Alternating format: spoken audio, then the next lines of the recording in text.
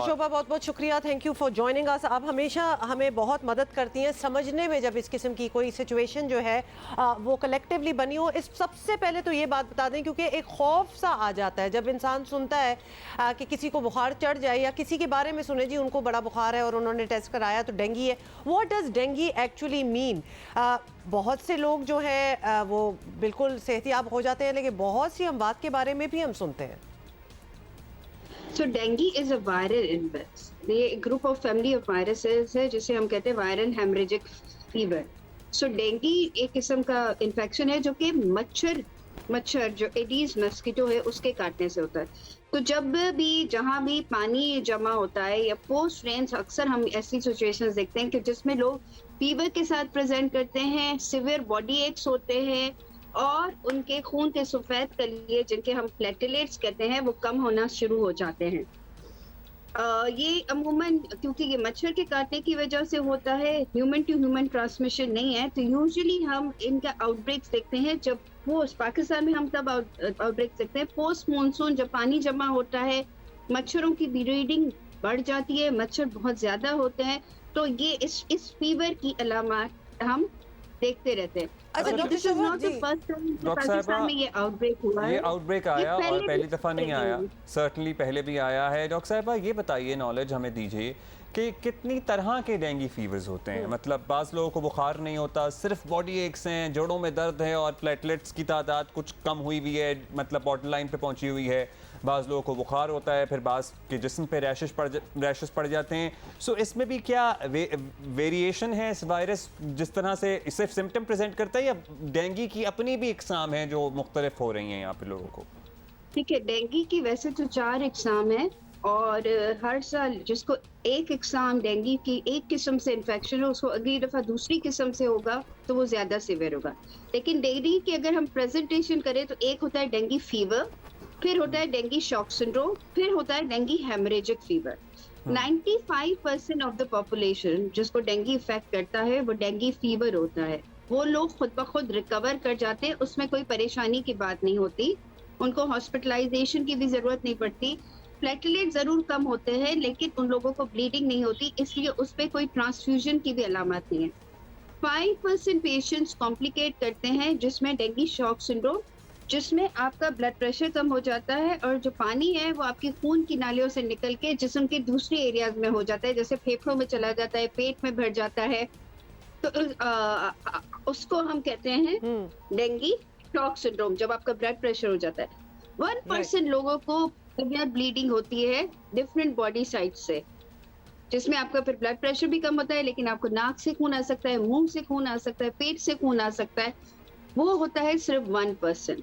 सो मैंने पहले भी बताया कि 98% डेंगू के लोगों जिनको डेंगू होता है they are okay, they are fine, they do not. Doctor Shobha ये भी बताइएगा कि ऑब्वियसली मौसम भी ऐसा है, बहुत से other there can be many reasons कि इंसान बीमार हो जाए, बुखार वगैरह हो जाए। At what point should one get themselves tested for dengue?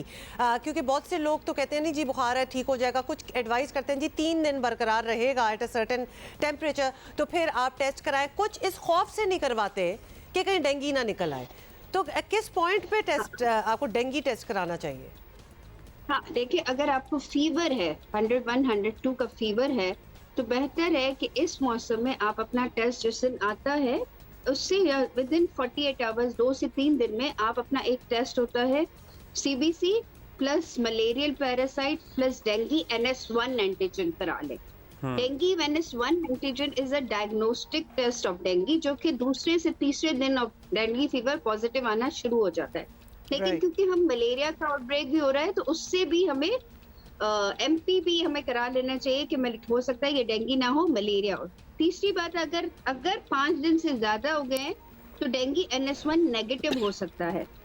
उस सूरत हाल में आप अपने मौलिद से रुजू करें, वो क्लिनिकली भी डायग्नोज कर सकता है, या फिर एक और टेस्ट होता है डेंगू IgM, वो करवा सकते हैं। अगर वो भी पॉजिटिव है तो फिर आपको हो सकता है कि डेंगू हो। अच्छा, या बाज़ लोग कहते हैं कि 8वें दिन टेस्ट कराएं तो वो पॉजिटिव आए तो 100%, क्योंकि एट टाइम्स हमने देखा है सिम्टम्स आ रहे हैं, बुखार है, प्लेटलेट्स भी गिर रहे हैं, डेंगू का टेस्ट करा रहे हैं, टेस्ट पॉजिटिव नहीं आ रहा। तो यही मैंने कहा ना कि जो NS1 एंटीजन है वो 5 डेज तक आपकी बॉडी में पॉजिटिव रहता है, उसके उसके बाद वो बाद खत्म नेगेटिव हो हो जाता जाएगा। है। अच्छा डॉक्टर साहब negative फिर हो जाएगा। सीबीसी रोज बहुत- करा रहे हैं लोग जिनको हो गया है डेंगू, और फिर रोज प्लेटलेट काउंट देख देख के हलकान हो रहे हैं और वो डिप्रेशन में जा रहे हैं, मतलब वो तो ब्लड प्रेशर ही लो हो रहा है वो देख देख के कि भाई प्लेटलेट्स नहीं बढ़ रहे। प्लेट तो कब सीबीसी क्या रोज कराना चाहिए, 48 घंटों बाद कराना चाहिए प्लेटलेट देखने के लिए, कब कराएं और कब फिर अस्पताल जाएं? अल्लाह माफ करे, अल्लाह मियां सबको देखिए डेंगू, हिफाजत में हाँ, रखे। सीबीसी में प्लेटलेट से ज्यादा जो हम चीज कंसर्न होते हैं वो होता है हेमेटोक्रिट। इसका मतलब आपका ब्लड कितना कंसंट्रेटेड है। अगर हेमेटोक्रिट HCT के एब्रीविएशन होता है या हेमेटोक्रिट, यानी अगर कितना वो गाढ़ा हो बढ़ा है गया इसका खून? मतलब आपके जिस्म में पानी की कमी हो रही है और आप पानी का इस्तेमाल ज्यादा करें। लेकिन अगर सिंपल डेंगू है, कहीं से ब्लीडिंग नहीं हो रही है, आप हाइड्रेटेड हैं, आपका ब्लड प्रेशर ठीक है, तो कुछ भी नहीं करना है, आप रोज सीबीसी भी ना कराएं। अच्छा कुछ में पपीते के dissolve पत्ते होने ना चाहिए। पिए मेरा ख्याल है, क्योंकि हम तो ये बता चुके हैं लेकिन लोग फिर भी नहीं समझ रहे हैं और पपीते के पत्ते पी पी के मतलब बड़े पॉपुलर हो चुके हैं। डायरिया की वजह से अस्पताल पहुंच रहे हैं। मार्केटिंग हो रही है उनकी। बिल्कुल बिल्कुल। ये पिए देंगे।